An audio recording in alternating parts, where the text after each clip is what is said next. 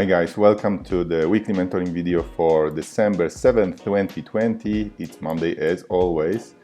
And this week will be very interesting in terms of our portfolio. We have a lot of positions there. Markets were rallying like crazy, going and reaching new all-time highs. I will show you how I structured my portfolio for this kind of situation. And of course, we're very cautious trading, and you will see also how I take opportunities from the futures market, a little bit of opportunities. I will also teach you a couple things related to stop losses there. But before we begin, obviously, the disclaimer that all this is information and education purposes only. So I'm not giving any trading advice.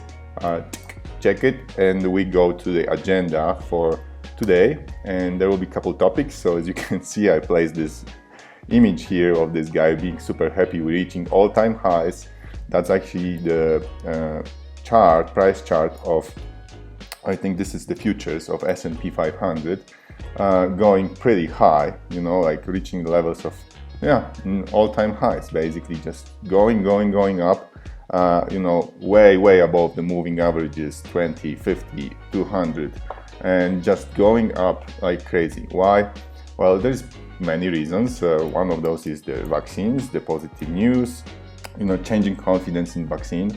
So you see May, September, November, how numbers go a little bit down, would get the vaccine. People who definitely would get the vaccine, according to some, survey, looks like the numbers are declining. So there is more people saying would not get the vaccine, or just stay stable or so on, but the numbers are high, this go lower. And then on the rising confidence in vaccine, blah, blah, blah, how many people are actually comfortable being among the first to get it? Uncomfortable, 62%, uncomfortable, 37%. So people are somehow still aware not to put poison in their veins before it's tested. And that's good. At the same time, we will see what is going on in the economy, right? Because if we have this kind of attitude, that may mean that we'll have more restrictions, more stay at home, more lockdowns, stuff like that, and until these guys get people vaccinated or so on. So you can kind of project a little bit the future by looking at these numbers, thinking like, okay, what happens if people decline taking this stuff? Well, more masks, more stay at home, more, so interesting. I think we're heading for like sideways markets a little bit with stimulus and stuff like this, more lockdowns, but that's just my speculation here, and that's what I'm thinking. Clorox, well, I was already playing with this because Clorox is a little bit of a loser for us. It's a butterfly which didn't go well, but today we have a up movement by $2 almost. So Clorox has been moving sideways, dropped below 200-day moving average, obviously on the news of vaccines, because people will not maybe be disinfecting so much, but I think they will. This is not going away.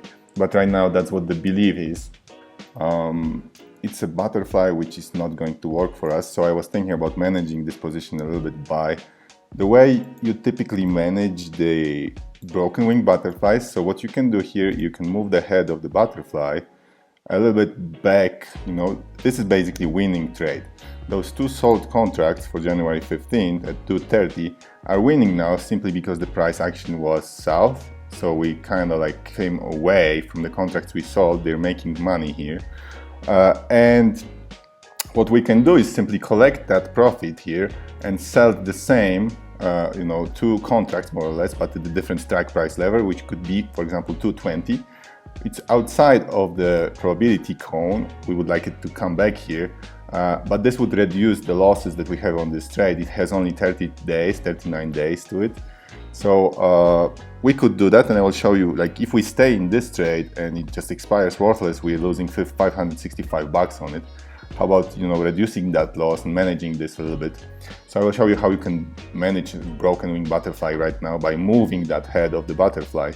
So what we need to do is actually roll those two contracts, but not in time, just in strike price.